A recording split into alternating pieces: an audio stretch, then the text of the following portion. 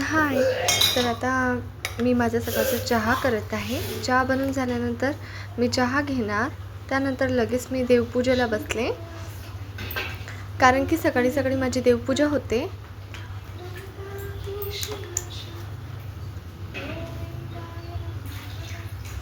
आणि आता माझी देवपूजा पण झालेली आहे. देवपूजा झालेली आहे, बघू शकता तुम्ही. त्यानंतर मी आता दरवाजावरती वेस पूजन करणार आहे. तुम्ही पण करता का? मला जेव्हा वाटते तेव्हाच करते मी वेस पूजा. तशी तर गुरुवार करायची असते. असो, पण कोणाला कसं करायचं असतं आणि कोणाला करायचं कसं असतं.